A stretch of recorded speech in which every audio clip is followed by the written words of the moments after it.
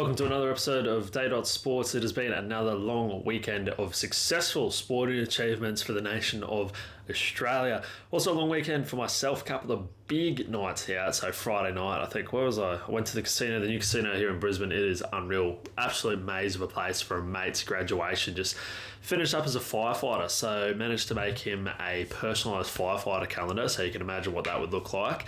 And then Saturday at the races for another friend's birthday. So it was a very long weekend. Many beers were had. I don't want to look at one for at least 2 weeks after that. But sporting wise, Australia, they win the Pacific Championships. They beat Tonga 20-14.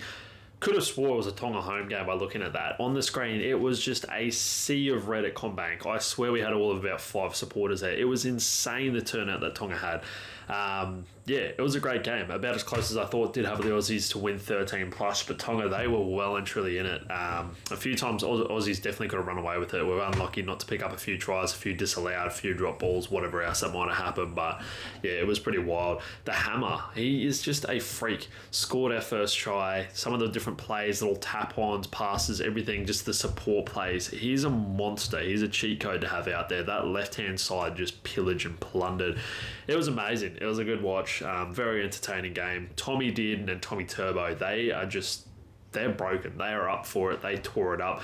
Lomax, I'm pretty sure as well, is still waiting for a mate out on the wing for old Tommy Turbo to pass him the ball. I think it was like 3 or 4 opportunities. He was just standing there like, you're going to pass me the ball? And Tommy's like, nah, I'm getting in after it. So I don't know how many Tommy picked up, 3, 2, whatever it might have been. I think he had a couple disallowed, but yeah, he was all around it.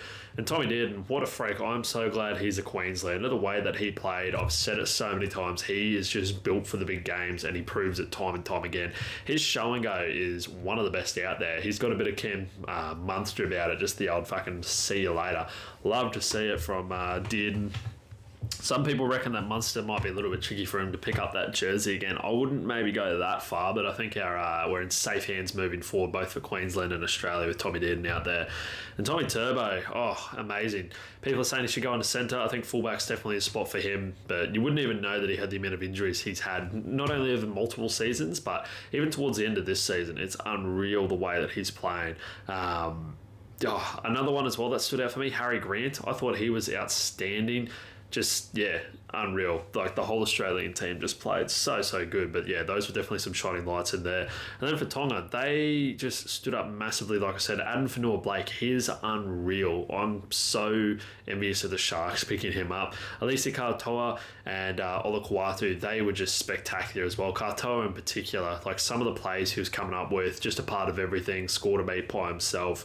They all played amazing. I think they were a bit unlucky there, but they just had so much heart. Sione Katoa, he played quite a good game as well. But yeah, overall, great game. But Australia didn't choke this time. I did start to get a little bit worried where the Tongans started putting on a couple of tries towards the end. And I was like, don't do this to us. It started getting a little bit close. Didn't need that. If we had lost that, it would have been heartbreaking. And then New Zealand, they touch up PNG 54-12, so they're not going to be getting relegated. I guess a lot of us pretty much saw that coming. No real surprises there, but what a show that Shaun Johnson put on his last game. The passes, the kicks. You can see that the New Zealand side were just having so much fun out there. I think he got something like 5 try assists, kicked a few goals, did pretty much everything besides score a try, but it just was vintage Shaun Johnson, just playing with freedom, bit of fun out there. What a way to go out for his last game. It was great to see. And did Casey McLean have the greatest international debut of all time? He played, a handful of games through Penrith, 7 or something like that, ended up scoring 4 tries on his debut for the Kiwis. It is just insane. Now, some of those tries, they were so naughty as well. Touch passes from Chance, little chip and chase from Shaun Johnson, could not get better for an 18-year-old. Again, Penrith, they lose a few players this year, and you've got a guy like McLean just ready to come through the system. It is ridiculous. I cannot imagine what he's going to be able to achieve over the next few seasons. He's going to be one to keep an eye on, I think. But, outstanding performance. It couldn't have got any better for the young fella. So, good to see. But, the commentators were fucking creaming himself for some of the stuff that Shaun Johnson was pulling off. He was just pulling out magic tricks. It was awesome. So if you haven't seen the highlights of that one or didn't get to see that game, definitely go suss it out. And I think it really did show the difference between, the teams that are in that kind of top bracket for the Pacific Champs. And then that bottom lot, at this time, improving for sure, but there's still a bit of a difference there. And obviously Samoa, when they come back into the mix of things, I forgot who's going over to play England or whatever next year. It might be the Aussies, but yeah, there's still that little gap there. Another one for the Kiwis that I think was just outstanding and has been a pleasure to watch has been Keanu Keeney. He is just a weapon. Nearly pulled off one of the greatest tries I've seen for a long time, or at least definitely this year, with an all-time show and go. Just about went the whole length of the field. I think he got mowed down with maybe about 20 out, so definitely could have got a little bit closer, but he's just so exciting to watch. I'm so keen to see where they fit him into the Titans team next year. I personally think he needs to be there in fullback. He's just too good not to be in that side. They've got a bit of a headache with some of those players, but there's a few of them, Keanu Keeney, I guess, Kale Weeks in a way, and Suaalii that are these new, the kind of return of the little, just super quick, fast, agile fullbacks, that are coming through. They're just so exciting to watch. They've got a long way to go, but they're all so young, so it just doesn't really matter. But yeah, they're great. Cannot wait to see what they're going to pull off in the future. Now, some people today are speculating the game of rugby league is dead. There is news coming out that the NRL is looking at a change to the kickoff that might penalise teams if they kick it more than 20 metres on the full. With a 7-tackle set coming in, someone might need to do a welfare check on Gus Gilt. I think he'd just about be imploding hearing about that, as well as any of the big forwards out there and the back fence itself. They're going to be shattered if they can't be steaming off the kickoff into somebody. It is a change that none of us fans want to see. Nothing is more exciting than a kickoff in Origin or a grand final, and you've got the likes of like James Fisher-Harris or Jared Warrior-Hargraves steaming from the back fence at blokes. Sure, some of them are going to end up bad, but I'm absolutely certain all those players know what they're signing up to, getting involved with this game and at this level as well. On the flip side of that, yeah, it is protecting the players, protecting them from themselves. I guess a lot of that probably, it's been spoken about many, many times. It could even potentially come down to some tackle techniques that they're getting in these positions where they're getting hurt, but you're not going to be able to save everyone. Mistakes are going to happen. It's not the greatest look of the game, when the first play you got some bloke absolutely ironed out on the ground, stiff as a board. Like, that's never going to be a good look. And you can see the perspective from, kids wanting to get into the sport or parents watching it, or, and first and foremost, I guess, from the player's safety thing. Like, it's come such a long way with head knocks and concussions and the concerns around CT and everything that comes with that. And they are very, very real concerns, don't get me wrong. And, we've seen players retire from too many head knocks and the damage it can do to them, and it can be lifelong as well, just even having a handful of concussions. So I don't want the rules to change, no, but I do think the players do need to be looked after as much as possible, but fundamentally changing the way that the game's played, I don't think is probably the best way to go about it. Education, potentially looking at techniques, probably a little bit better. Yeah, it's just going to happen. It is a brutal game. If you've ever, in particular, obviously played it, and I can't really say too much for myself, but, if you go watch it, if you just hear the collisions, those blokes are fucking like 100 kgs, muscly as fuck, smashing into each other full ball. Like, some people are gonna come off on the bad end of it, especially when you've got a big front rower and you got some, little half or something like that standing in front of them, and obviously as well the big guys as well, just that force that comes off with both of them coming together. But you're only going to be able to do so much. I like to see it, not gonna lie. And the amount of, it was kind of weird too, like the amount of marketing in particular for the Vegas stuff that was around the collision and we don't wear pads, helmets, this, that. So it's kind of like the NRL's kind of been talking up that point itself, then to turn around and go, no, we can't have that. We did definitely have a couple bad ones towards the end of the season there. Notably, Lindsay Collins in that game against Melbourne, copped the shoulder or whatever, and he's standing there playing the ball backwards. Like, that's never a good look. But yeah, can't avoid it, and I'm sure he probably wouldn't change the rules.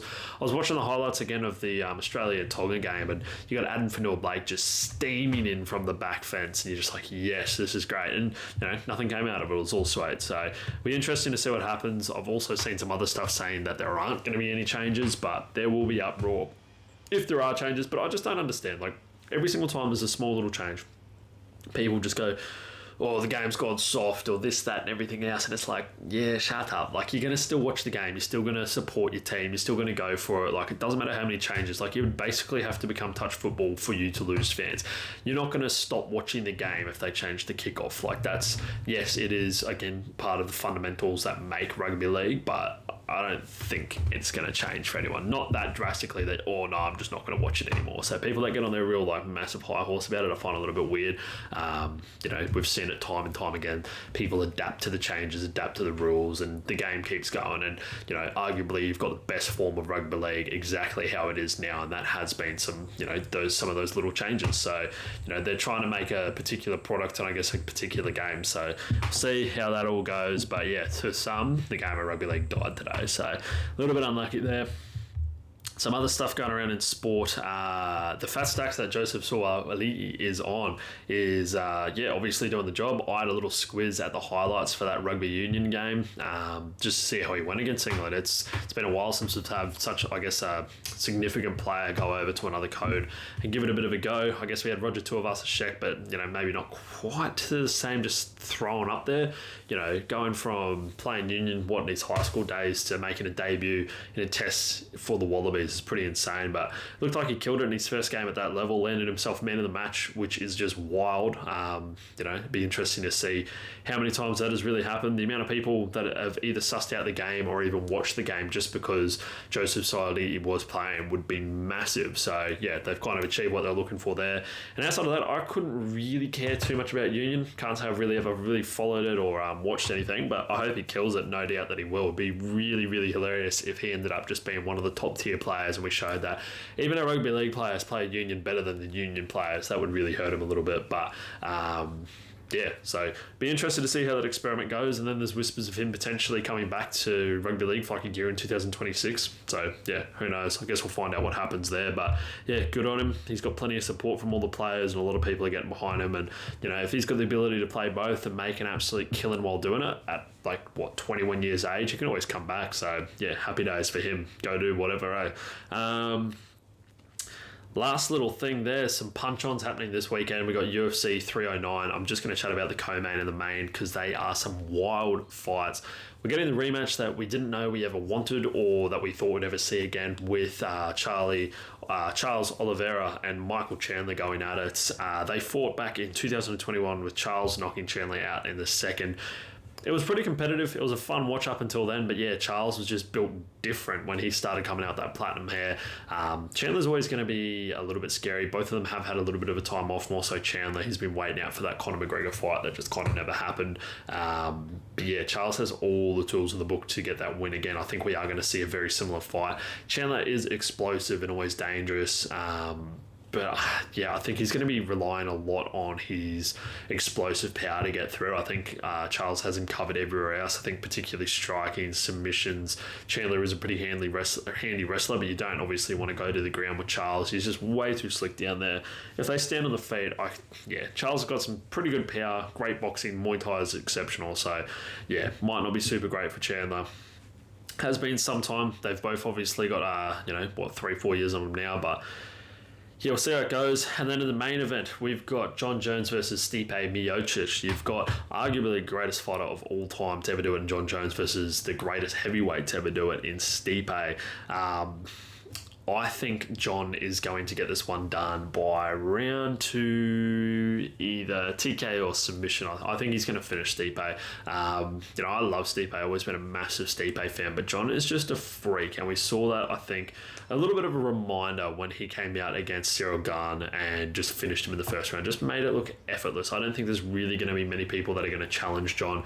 Stipe is so much older now. I don't think he's fought since, 2021 when he last fought against Ngannou. So one, I guess, great that he's had a lot of time off, but how much has he really been focusing on training? Because I know he's kind of got a lot of other, endeavours that he's doing. Jon, yeah, it's been a little bit for him as well, but, he's just a freak. He's probably the most talented fighter walking around. I don't think there's pretty much anyone that could beat Jon. So I think Stipe probably has a bit of an advantage in the stand-up and the boxing. I think he's going to be, pretty sound. And Stipe hits really hard, but then you've got maybe one of the greatest chins of all time in Jon Jones. That thing is granite. I don't think we've ever really seen him hurt or rocked, so I'd be very surprised. And he's just not going to let the situation happen. He's also got like the biggest fucking reach ever. It's just, he's not going to let him in range. Yes, Stipe's got good wrestling, but I think Jon has the advantage there, and I think that's the way it's going to go. I can see Jon, kind of playing a little bit on the feet, but I can see him just shooting for a takedown, getting him up against the fence, and just smashing the fuck out of him. Either getting a TKO up against the fence, or potentially flatten him out and getting the submission or something like that. So, yeah, it will be interesting. I'd be very surprised if Jon does lose this. I dare say it'd probably just about be each of their last ever fights. Like, Jon could go on to defend.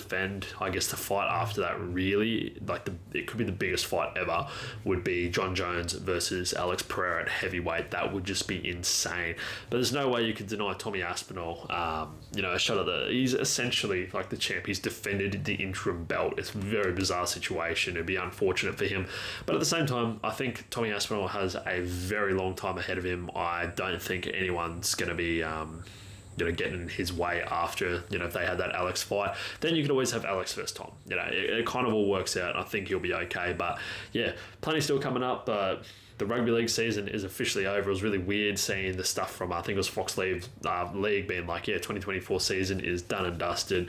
At the same time, you're seeing people going back into the pre-season, the whole thing's ramping up again. So it's all happening. Plenty of cricket and everything coming up. I think we've got the T20s against Pakistan kicking off. We've got a handful of those before we play India. I'll cover a little bit more cricket once we get into the Big Bash season for Brisbane Heat, and when we start playing India in the test match as well. So plenty going on. If you have liked this, make sure you do like, subscribe, follow. Links to everything is going to be in the bio. I appreciate all the support, all the follows.